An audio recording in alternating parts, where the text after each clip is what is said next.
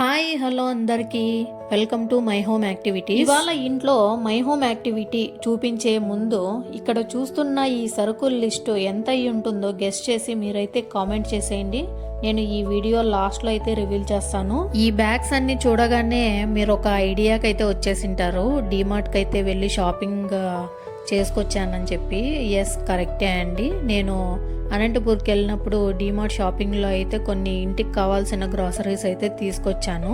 So ఇవన్నీ ఈ groceries అన్నీ మీకు చూపించేలోగా మీలో ఎంతమందికి డీమార్ట్లో షాపింగ్ చేయడం అంటే ఇష్టమో కామెంట్ చేసేయండి. నేనైతే రెగ్యులర్గా డీమార్ట్లో అయితే షాపింగ్ చేయనండి, ఎందుకంటే మాకు డీమార్ట్ చాలా దూరంలో ఉంటుంది.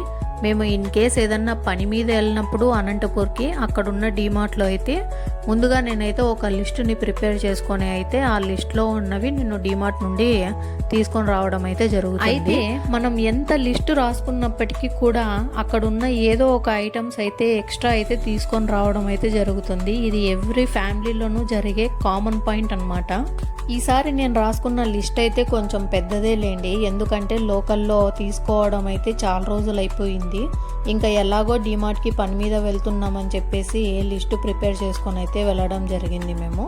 అయితే అక్కడున్న లిస్ట్లో ఉన్నవన్నీ కూడా తీసేసుకున్నాము, దాంతో పాటుగా కొన్ని ఎక్స్ట్రా ఐటమ్స్ కూడా తీసుకోవడం అయితే జరిగింది. సో ఇక్కడ నేను కొన్ని ఇంటికి కావాల్సినవి అయితే తీసుకున్నాను. అవి ఏంటా ఏమి అనేది నేను ఈ వీడియోలో అయితే రివీల్ చేస్తానండి. అయితే నువ్వేందక్క రివీల్ చేయడము, ఇది ఆల్మోస్ట్ అందరి ఇండ్లల్లోనూ గ్రాసరీస్ అన్నీ తెచ్చుకోవడము అన్నీ మామూలు పనే కదా అని అనుకోవచ్చు. కాకపోతే నేను నా గ్రాసరీస్ని ఎలా యూజ్ చేసుకుంటాను, అది లైఫ్ టైం ఎక్కువగా వాడేవన్నీ ఎలా స్టోర్ చేసుకుంటాను అనేది ఈ వీడియోలో అయితే మీకు చెప్తానండి. ఫస్ట్ నేను సరుకుల లిస్టు తెచ్చుకోగానే ఇంటికి చేసే మొదటి పని ఏంటంటే ఆ గ్రాసరీస్ అన్నీ బయటికి తీసి ఆ లిస్ట్లో ఉన్నవి అమౌంట్ అన్నీ టాలీ అయ్యాయా లేదా అని చెక్ చేసుకుంటానండి. సో ఎవ్రీ వన్కి ఇది కామన్ ప్రొసీజరు. ఎందుకంటే కొంతమంది ఇలా లిస్ట్ అవుట్ చేసిన తర్వాత అందులో లిస్ట్ మనం తీసుకున్నవి ఉన్నాయా లేదా అనేది కొంతమంది చూడరండి.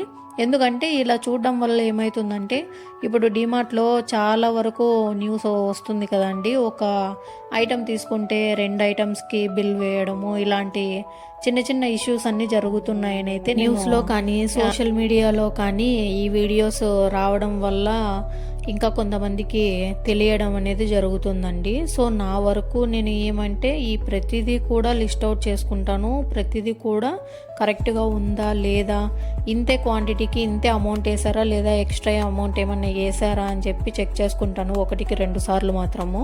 ఇలా చెక్ చేసుకోవడం వల్ల ఏంటంటే ఈ మిస్టేక్ అనేది నెక్స్ట్ టైం కూడా రిపీట్ అవ్వకుండా ఉండేలాగా చూసుకునేకి మనకు అవకాశం ఉంటుంది. ఒకవేళ లోకల్లో కానీ మీరు ఇలా లిస్ట్ అవుట్ చేసుకోవడం వల్ల ఏదన్నా ప్రాబ్లం ఉంటే అక్కడికి వెళ్ళి మీరు వాళ్ళని అడగచ్చు. ఇక నేను ఎక్స్ట్రాగా తీసుకున్న ఐటమ్ ఏంటంటే ఈ కంటైనర్స్ అండి. ఈ కంటైనర్స్ వచ్చి చాలా క్వాలిటీగా ఉన్నాయి. అసలు నేను ఇది మల్టీపర్పస్గా యూజ్ చేసుకోవచ్చు, కానీ నేను ఫ్రిడ్జ్లోకి వాడదాము అని చెప్పి తీసుకున్నాను. అలాగే నేను బిర్యానీ ఎక్కువగా చేస్తుంటాను కాబట్టి బాస్మతి రైస్, ఇంకా వాషింగ్ మిషన్ లిక్విడ్, ఇంకా ఆయిల్ ప్యాకెట్స్, కంఫర్ట్, ఓడోనిల్, ఇంకా ఇంట్లో కావాల్సిన పప్పు ధాన్యాలు, ఇంకా స్పైసెస్ అన్నీ కూడా ఇందులోనే ఉన్నాయన్నమాట. అయితే మనం మన పిల్లలతో వెళ్ళామంటే మాత్రం కొంచెం ఇబ్బంది పడాల్సి వస్తుందండి, ఎందుకంటే బిల్ ఆల్మోస్ట్ పెరిగిపోతుందన్నమాట.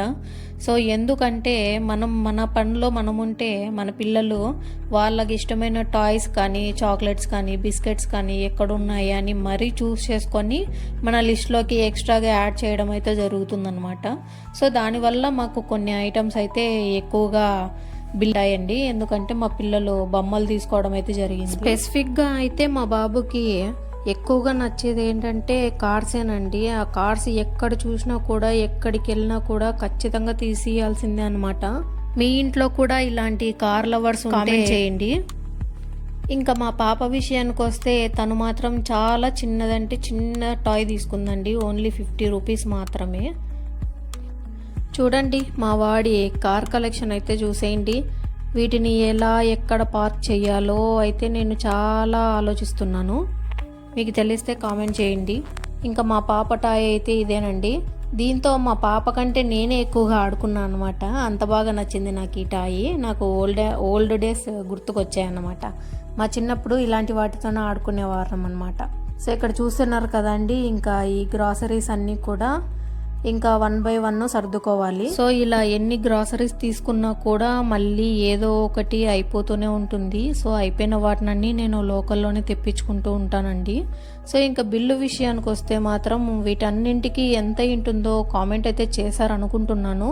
సో 7,500 ఆ దగ్గర అయ్యిందండి. బ్యాలెన్స్ మాత్రం నేను తరోగా అన్నీ చెక్ చేసుకున్నాను. సో బిల్లింగ్లో అయితే నో ప్రాబ్లం అండి నాకు. సో ఇంకా 1 by 1 ఎక్కడికి వెళ్ళాల్సినవి అక్కడికి పంపించేసేయాలన్నమాట. ఆల్మోస్ట్ ఇంకా ఏవైతే ఫుడ్స్ ఎక్కువగా అంటే లాంగ్ టైం అయితే యూజ్ చేస్తానో మాకు తక్కువగా అయిపోయే వాటిని అన్నీ కూడా నేను ఫ్రిడ్జ్లోనే స్టోరేజ్ చేసుకుంటానండి.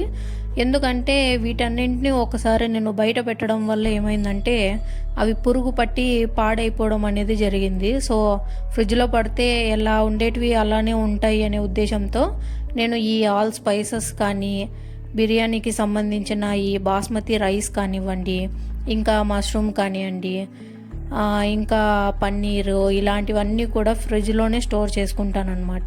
సో ఇలా చేయడం వల్ల ఏంటంటే ఎక్కువ లాంగ్ టైం మనము ఎన్ని రోజుల తర్వాత ఓపెన్ చేసినా కూడా అది అలానే ఉంటుందన్నమాట. సో దానికోసము నేను ఇట్లా స్టోర్ చేసుకుంటాను. ఈ ఐడియా మీకు కూడా నచ్చితే కన్నా ఫాలో అవ్వండి, బెస్ట్ రిజల్ట్ అయితే ఉంటుంది. ఇట్లా పౌడర్స్ అన్నీ కూడా ఫ్రిడ్జ్లో పెట్టడం వల్ల ఏమంటే పురుగు పట్టదన్నమాట. ఇంకా బాస్మతి రైస్ కూడా నేను ఫ్రిడ్జ్లోనే స్టోరేజ్ చేసుకుంటానండి. ఎందుకంటే ఇవి కూడా అంతే, ఒకసారి ఇలానే బయట పెట్టడం వల్ల ఏమైందంటే పురుగు పట్టి మొత్తం బియ్యం అన్నీ కూడా స్పాయిల్ అయిపోవడం జరిగింది. సో నేను ఇవి ఎక్కువగా అంటే ఒక 4 to 5 kgs వరకు తెచ్చుకుంటాను కాబట్టి ఇవి చాలా కొంచెం అయిపోవడానికి టైం పడుతుందన్నమాట.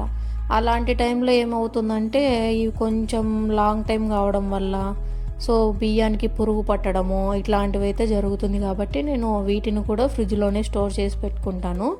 సో నేను ఇలా మ్యాక్సిమం అంటే ఒక 1 year వరకు కూడా నేను ఇలానే స్టోర్ చేశానండి. ఒక్క రిమార్క్ కూడా లేదన్నమాట. ఇంకా ఆయిల్ ప్యాకెట్స్, ఇంకా పప్పు ధాన్యాలు అన్నీ కూడా తీసుకొని వచ్చాను కదండి, అవన్నీ ఒక సెల్ఫ్లో అయితే నేను స్టోర్ చేసి పెట్టుకుంటాను, నీట్గా ఆర్గనైజ్ చేసి పెట్టుకుంటాను.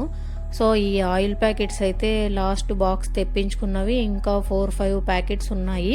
కాకపోతే డీమార్ట్లో ఒక 50 రూపీస్ ప్యాకెట్ 50 రూపీస్ ప్యాకెట్ మీద తగ్గింది కాబట్టి నేను ఇంకా ఒక 5 ప్యాకెట్స్ అయితే తీసుకొని వచ్చి ఇలా స్టోర్ చేసుకుంటున్నాను. సో ఇంకా ఈ గ్రాసరీస్ అన్నీ చూడండి, నేను ఇలా అయితే ఆర్గనైజ్ చేసుకున్నాను. ఈ ఆర్గనైజ్ చేసిన విధానం మీకు ఎలా అనిపించిందో కామెంట్ అయితే చేయండి.